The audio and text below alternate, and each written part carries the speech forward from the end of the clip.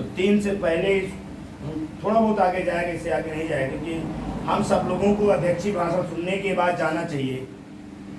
तो आज की जो अध्यक्षता कर रहे माननीय गुरु जी श्रीपाल माठ साहब, सेवानिवृत्त अध्यापक और वर्तमान में साईं ब्रह्म साईं इंटर कॉलेज के प्रबंधक जी हैं, जो बछई में इंटर कॉलेज चलता है। और गुरु जी के विद्यालय से हमारा विद्यालय जो राष्ट्रमाता सावित्रीबाई फुले खमौरा में हमने खोला है, इन्हीं के विद्यालय से अटैचमेंट हमारा विद्यालय है। तो मैं बहुत बहुत उनका धन्यवाद दूंगा। और आज इस कार्यक्रम के मुख्य अतिथि माननीय ब्रजमोहन सर, जो हिंदू इंटर कॉलेज के प्रयोक्ता हैं, और हमारे सर ओम प्रकाश सर। 2012 में जब मैं इंटर किया HIC से, उस टाइम पर भी सर खेल के ही गेम टीचर थे। मैं भी NCC वहीं से किया, पढ़ाई भी इंटर तक वहीं से किया हूँ। और हमारे जो सीनियर कार्यकर्ता हैं इस बॉडी के, जो आसुट संगठन बहुजन मुक्ति पार्टी के जिलाध्यक्ष माननीय रजत कुशवाहा सर और शिव प्रसाद कबीर साहब, और इस बामसे में जो लाने के लिए हमारे बड़े भाई माननीय हेम सिंह कुशवाहा जी, इस बामसे में मुझे वही लाए हैं। इससे पहले मुझे कोई जानकारी नहीं, मैं कहीं और काम करता था सामाजिक। तो हम एक समाज की तलाश में थे कि सही दिशा और निर्देश कहाँ पर मिल रहा है, उस सही जानकारी की तलाश में। तो हमको माननीय हेम सिंह भैया यहाँ लाए, और उसी टाइम पे मेरा इंटर का एग्जाम हुआ था। इंटर का एग्जाम देने के बाद में बामसेव का जो कारवा था मैंने थाम लिया था, और 2012 से लगातार मैं इस कार्यक्रम को करता चला जा रहा हूँ। जो मुझसे जितना भी हो सकता है उतना मैं कर रहा हूँ। तो आप सभी साथी आए, समय दे रहे, इसके लिए बहुत बहुत धन्यवाद आपका, तहे दिल से स्वागत करता हूँ। क्योंकि ये जो कार्यक्रम तहसील स्तरीय कार्यक्रम लगाया गया है साथियों, आने वाले समय में इस देश की जो विडंबना है, जो परिस्थिति है, बहुत जर्जर हो चुकी है, बहुत नज़दीक आ चुकी है। उस परिस्थिति को आने से पहले हम सब लोगों को सतर्क युवा जाग जाना चाहिए और सभी तक इस जानकारी को पहुंचाना चाहिए। अगर हमने जानकारी नहीं पहुंचाया अपने लोगों तक, अपने परिवार को, घर को जागरूक अगर नहीं किया, तो आने वाले समय में वो बुरी दशा है कि हम सोच नहीं सकते। क्योंकि इस देश में मनुवादियों का राज चलता है, इस देश में ब्राह्मणों का राज चलता है, और ब्राह्मणों की वजह से हम सब लोगों को इतना कुछ झेलना पड़ता है कि हम ही जानते हैं। आज हमारे पढ़े लिखे लोग अच्छी डिग्री लिए हुए भी रोड में हैं। जो थोड़ा बहुत 1-8% हमारे अधिकारी कर्मचारी बने, वो तो धन है जो भारत में जो बहुजन महापुरुष जन्मे, उनकी देन है, जो उनकी बदौलत आज समय समय पर आंदोलन चले और उन आंदोलन को सफल हुए, उनके माध्यम से SC ST OBC को नौकरियां मिली। नहीं, आज इससे पहले 1950 के पहले हमारे लोगों को बोलने तक का भी अधिकार नहीं था। लोगों को बोलने की बात छोड़ो, चबूतरियों में, चारपाइयों में, कुर्सी में भी बैठने का अधिकार नहीं था। वर्ण व्यवस्था में हम सब लोग क्या थे? शूद्र थे, और शूद्रों को किसी भी प्रकार का अधिकार नहीं था। न तो पढ़ने का अधिकार था, न तो पढ़ाने का अधिकार था, न तो धन रखने का अधिकार था, न धार्मिक अधिकार था, न आर्थिक अधिकार था। किसी भी प्रकार के हमारे लोगों को अधिकार नहीं थे। इसलिए सारे अधिकार जो मिले 1950 के बाद आपको मिले। इसलिए हमारे लोगों ने क्या किया? जो आजादी के आंदोलन चलाए, बहुजन समाज के जागृत करने का आंदोलन चलाया, संत कबीर साहब, रविदास जी,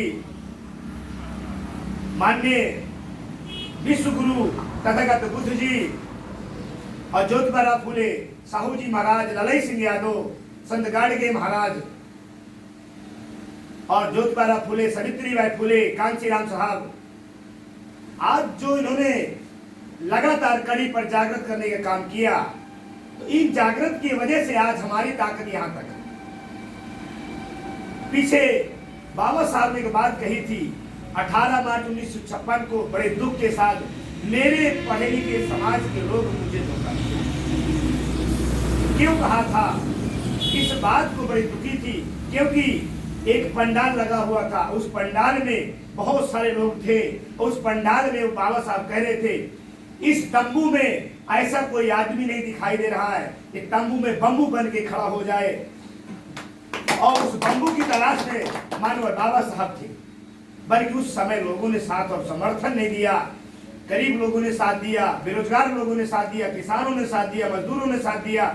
जो चतुर्थ श्रेणी के 4th क्लास के अधिकारी थे, कर्मचारी थे, उन्होंने साथ दिया। ए रैंक का अधिकारी साथ नहीं दिया। अगर उस टाइम पर ए रैंक के अधिकारियों ने साथ दिया होता तो आज बामसेब का कारवा बहुत आगे तक होता। हर घर में राजनीतिक अधिकार होते, हर घर में सामाजिक अधिकार होते, हर घर में धार्मिक अधिकार होते, हर घर में नौकरियां होती। बल्कि उस दशा को इन्होंने, हमारे लोगों ने नहीं समझा। और लोग क्या कहते रहे बीच बीच, बाबा साहब 2-4 साल और जिंदा रहते तो और कुछ कर जाते। लोगों ने कहा कि कांचीराम साहब 2-4 साल और जिंदा रहते तो और कुछ करके जाते। अरे जब जिंदा है तो हमारे लोगों ने सुनते नहीं। तो जिंदा रहते हुए वो कार्यों को करते हैं और बुलाते हैं, कार्यक्रम लगाते हैं, आने के लिए लोग तैयार नहीं है। ये जो सूचना डाली गई थी, मैं कह चाहता हूँ कम से कम 400-500 लोगों को सूचना होगी, क्योंकि कई ग्रुपों में डाल दी जाती सूचना। बल्कि आज कितने लोग हैं आपके सामने हैं। सब कोई अपनी अपनी रोटी सेकने के चक्कर में लगा है, सब कोई अपना अपना काम करने के चक्कर में लगा है। तो इसलिए हम सब लोगों को जागृत होने की जरूरत है। और ईमानदारी से महीने में आप हफ्ते में 1 दिन दीजिए, ईमानदारी से समय दीजिए। जो भी समाज के लिए समय हमारा आदमी देना चाहता है, 1 घंटा, 2 घंटा, 3 घंटा, 4 घंटा, 1 दिन, 2 दिन, ईमानदारी से दे।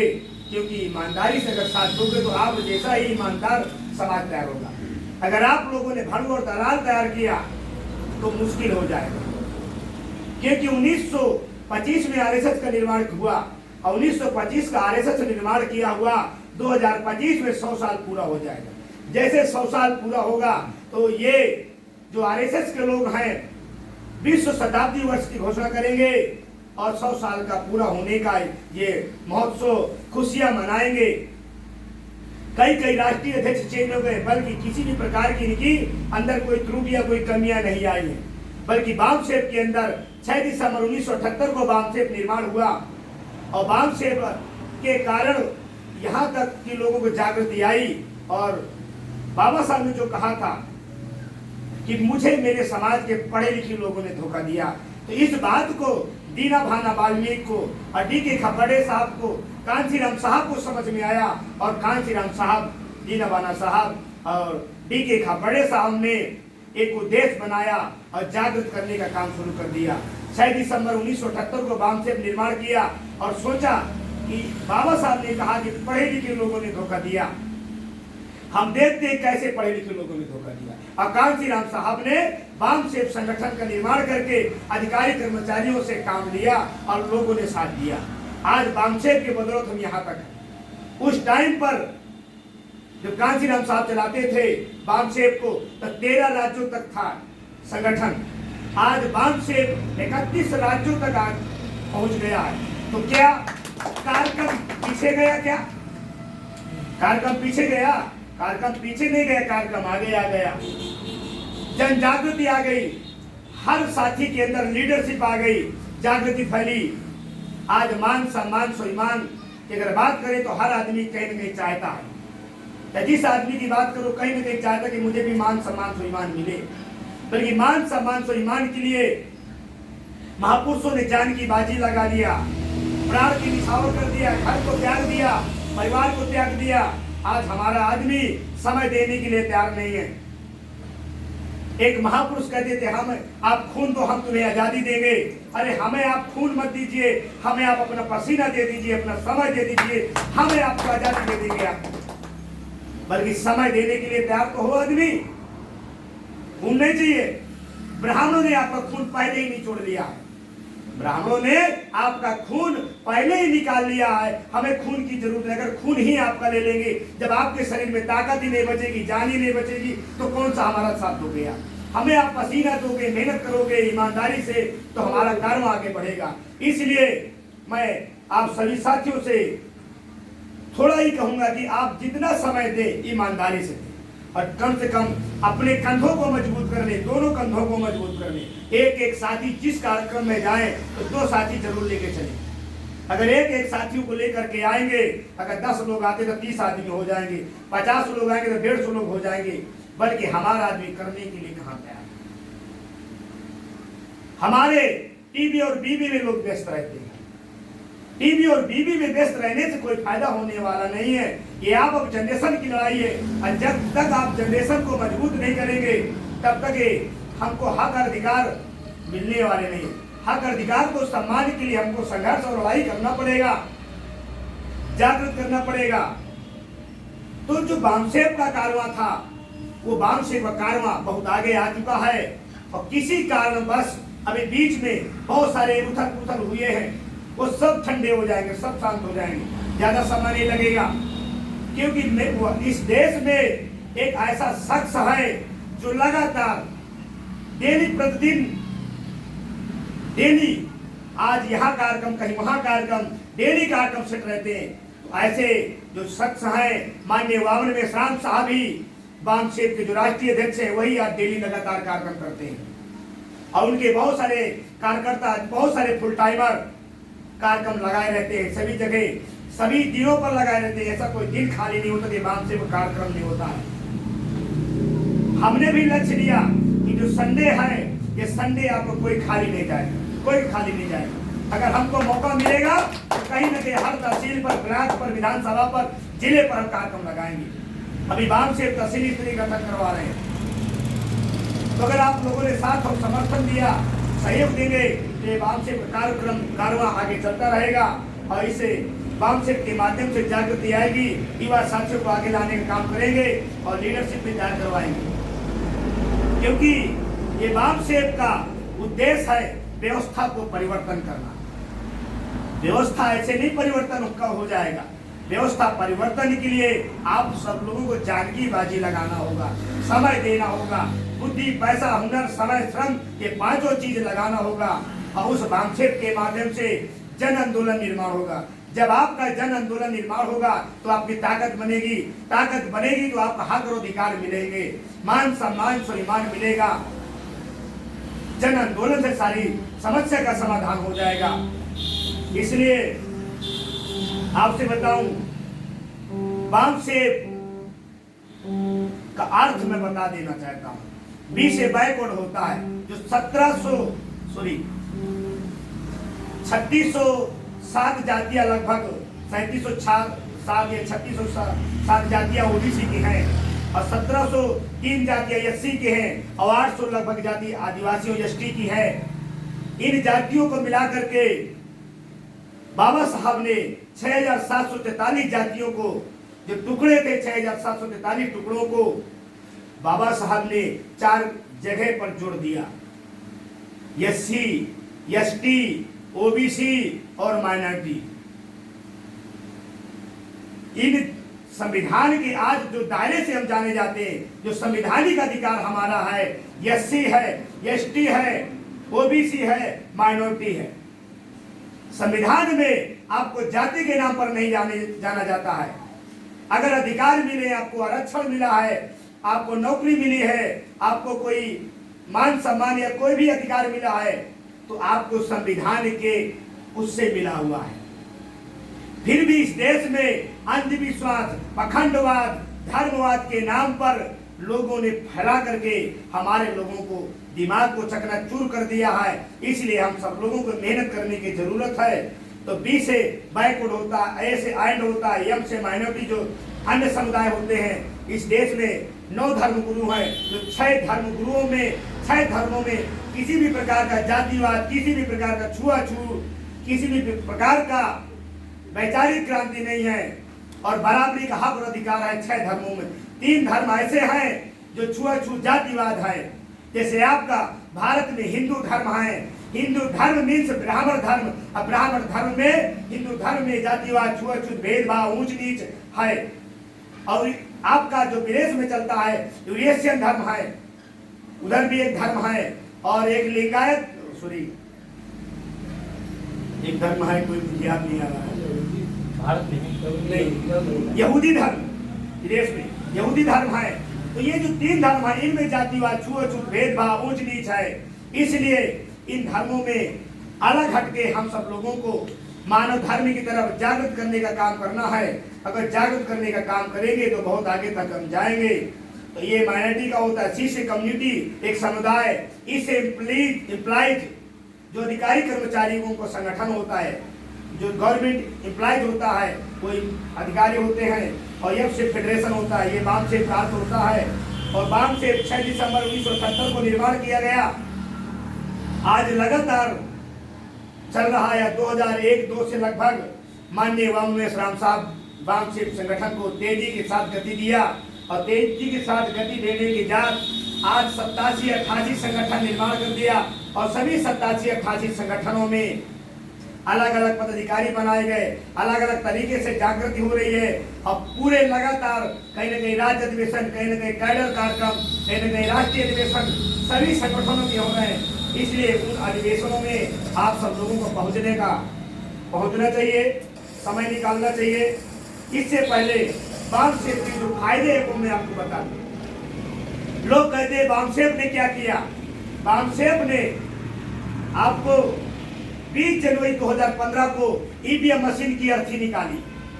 हमने खुद ईवीएम मशीन को जलाने का काम किया, अपनी डिग्रियां जलाया और काले झंडे दिखाया सरकार को। ईवीएम के ही विरोध में हम लोगों ने किया।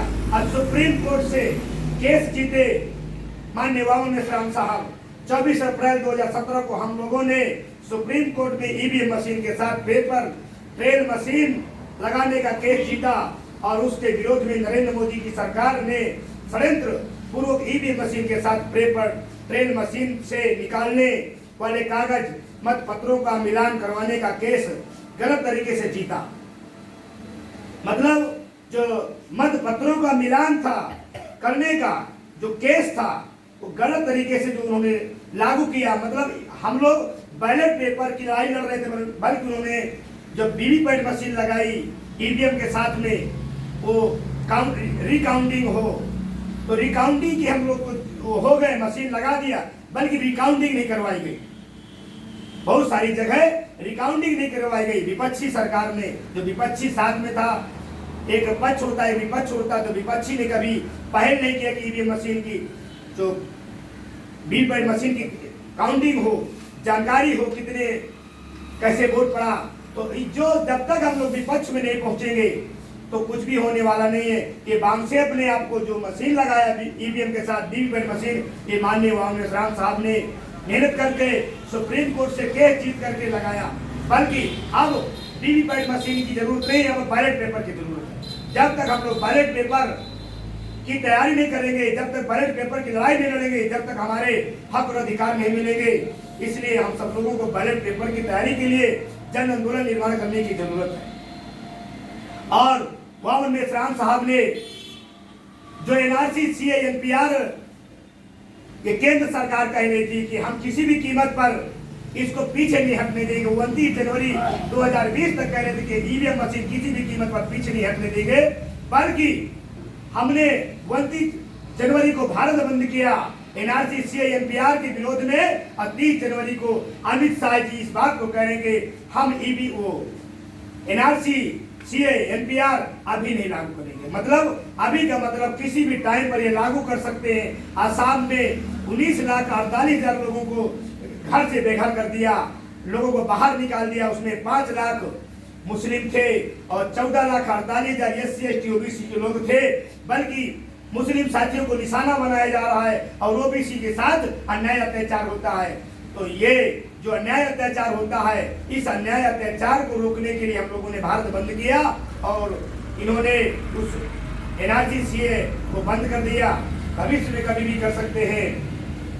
और इस देश में ओबीसी की जातीयधारी जनगणना ये देश सरकार नहीं करवा रही है, तो जो ओबीसी की जातीयधारी जनगणना है उसको करवाना चाहिए। इसकी हम लड़ाई लड़ते हैं, क्योंकि इस देश में जो अध्यापक होते हैं, अध्यापकों की ड्यूटी लगाई जाती है कि आप पोलिंग बूथों पर, और बीएलओ की ड्यूटी लगाई जाती है कि ये करिए वो करिए, पहचान पत्र जिसका गलत हो गया, वोटर आईडी से कट गया है, उस पर ड्यूटी लगा देते हैं और पेड़ों की गिनती करने के लिए लगा देते हैं, मकानों की गिनती करने के लिए लगा देते हैं, शौचालय की गिनती करने के लिए लगा देते हैं। यहाँ तक कि भारत में जो हम तुम लोगों से अलग हैं उनकी भी गिनती भारत में हो गई। वो भी अपनी लड़ाई लड़ने लगे। क्योंकि एग्जाम्पल बता दूं, एक स्टेशन था, उस स्टेशन पे वो गए, एक तरफ पुरुष लिखा रहता है, एक तरफ महिला लिखा रहता है। तो वो जो देश में जो हमारे छक्के होते हैं या हिजड़े उनको बोलते हैं, वो भी सोचा कि हमारी गिनती भी होनी चाहिए, हमको भी हक और अधिकार मिलना चाहिए। तो स्टेशन में एक समस्या थी उनके लिए, एक तरफ पुरुष थे, एक तरफ महिला थी, तो किसी भी बीच में नहीं थे, बीचों बीच थे।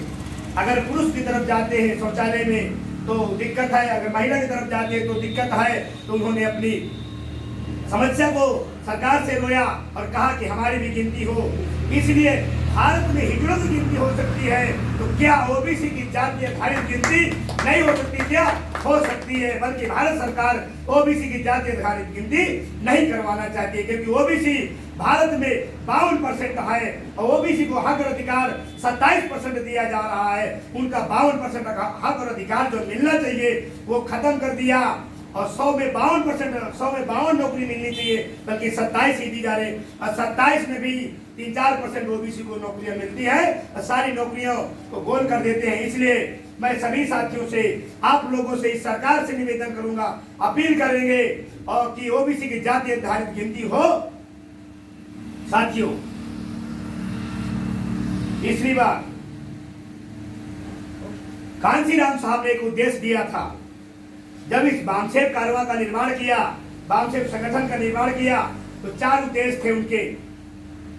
मैं कभी भी अपने खाते में चल और अचल संपत्ति नहीं रखूंगा। मर से मर गए पर उनके खाते में चल और अचल संपत्ति नहीं मिली। कांशीराम साहब का पहला उद्देश्य था।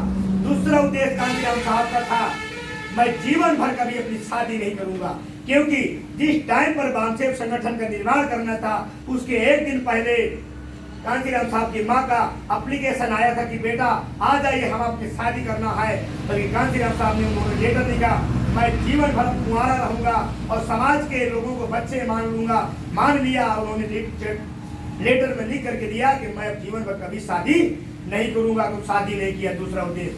तीसरा उद्देश्य, कांशीराम साहब ने कहा, मैं जब तक आपको राज्य की गद्दी में या देश की गद्दी में जब तक आपको बैठा नहीं दूंगा, जब तक इस दुनिया में मैं चैन से नहीं बैठूंगा। आपको सपा और बसपा की सरकारें 3-3, 4-4 बार सरकारें बनवाए कांशीराम साहब के देन है। और ओबीसी को जो आरक्षण मिला 92-93 में 27%, तो वो कांशीराम साहब के देन है। उनके माध्यम से ये संघर्ष किया गया था। तो ये आपको अधिकार भी दिलवाया उन्होंने। और चौथा जो अधिकार था, जो देश था उनका, मैं कभी भी लोगों के शादी में और विवाह में, तिरही में, बर्थडे में समय खराब नहीं करूंगा। ये कांशीराम साहब ने मर से मर गए। ये चारों जो देश थे, उनके 4 विचार थे, वो पूरे का पूरे किए। क्या आज के समय में कोई देने के लिए तैयार है? आज के समय में कोई क्या एक आदमी 1 घंटा देने के लिए तैयार नहीं? 1 घंटे में आदमी उब जाता है, कहते तो हमारे पास समय नहीं है, हमारे पास दूसरा काम है, तीसरा काम है। 1 दिन के लिए देने के लिए तैयार नहीं है। जीवन भर लोग, महापुरुषों ने जीवन भर हमारे समाज के लिए, हम लोगों के लिए, हमने पीढ़ी के लिए जान की कुर्बानियां लगा दिया। बाबा साहब ने 4-4 बेटे खो दिए, अपने परिवार को खो दिए। कबीर साहब ने पूरा समय लगा दिया। ज्योतिबा फूले जी ने, साहू जी महाराज, सावित्रीबाई फूले जी एक बात कहती थी ज्योतिबा फूले जी से कि हम लोग शादी करनी है, हमारे पास बच्चे नहीं है, बच्चे कर लेते हैं, बना लेते हैं, बच्चे को जन्म देते हैं। तो ज्योतिबा फूले जी ने कहा, ये जो आप काम करेंगे, हमारे समाजी लोग को दिए जलाने वाले नहीं होंगे, कैंडी जलाने वाले नहीं होंगे। तो ज्योतिबा फूले जी ने सावित्रीबाई फूले जी को समझाया और कहा कि आप चिंता मत करिए, आपके ऐसा काम करिए, ये आपके देश के ही बच्चे होंगे। ये आपके आज हर घर कैंडल जलाई जाएंगी। आज हर घर में जागृति है और हर घर के देश के बच्चे ज्योतिबा फूले, कांशीराम साहब, बाबा साहब, सावित्रीबाई फूले जी हर जन्मदिन में, पूर्णिमा दिवस में कैंडल जलाने का काम करते हैं। तो यहाँ ऐसा नहीं है कि अगर आप समाज का काम करेंगे तो आप कल लोग समाज में नाम नहीं लेंगे, आपको समाज में नाम नहीं होगा।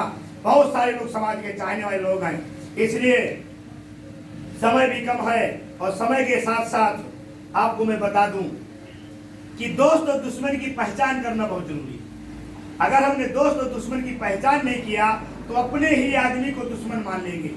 क्योंकि जब डीएनए आपका रिसर्च हुआ 2001 में, तो जो माइकल बामसाद नाम का वैज्ञानिक था, मैं कम ही बताऊंगा इसमें, हमारे गुरु जी हैं, अभी विषय लेंगे। तो जो उन्होंने रिसर्च किया, इस देश के महिलाओं का 100% डीएनए इस देश के मूल निवासियों से मिला। हम सब लोगों की महिलाओं का जो डीएनए है इसी देश का है, बल्कि इस देश के जो विदेशी हैं उनका डीएनए इस देश के लोगों से, हमारे लोगों से नहीं मिला। तो ये डीएनए कॉन्फ्रेंस अभी हमने हरियाणा में लगाया, उस डीएनए कॉन्फ्रेंस को भी होने नहीं दिया। और अभी आपका कानपुर में कार्यक्रम हमने लगाया, राज्य अधिवेशन 37वां बामसेब का, उस कार्यक्रम को ब्राह्मण महासभा के माध्यम से कार्यक्रम को रोका गया और हमको बैरिकेडिंग किया गया और 5 बस पीएससी बुलाई गई और पुलिस प्रशासन पूरा कानपुर का लगा था। इस तरह के जो हमारे आर्टिकल 19 के तहत हमको जो अधिकार है अभिव्यक्ति की आजादी, उस अधिकार को भी हमारे खत्म करने का प्लान बना लिया है। इसलिए मैं आप सब लोगों से अपील करूंगा कि हम सब लोग इकट्ठा होकर के लड़ाई लड़ने का काम करेंगे और जागृत करने का कार्यक्रम करेंगे। और साथियों, हम सब लोग तन मन धन के साथ साथ और सहयोग देंगे। हम सब लोगों का डीएनए एक है। इस देश में जो विदेशी है उसको जागना बहुत जरूरी है। और दोस्त और दुश्मन की जब तक पहचान नहीं करेंगे तो हम सब लोग इकट्ठा नहीं हो सकते, आपस में लड़ते रहेंगे, झगड़ते रहेंगे। इसलिए हम सब लोग इकट्ठा होने का साथ और सहयोग करेंगे, जागृत करने का काम करेंगे। ये बात मैंने बताया और आप लोगों ने मेरी बात ध्यानपूर्वक सुना, इसके लिए धन्यवाद, आभार। जय भीम, जय मूल्यवासी लोग।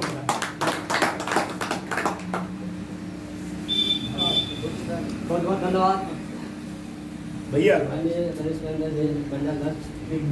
जिन्होंने सर जी आपको बांस से फुल फार्म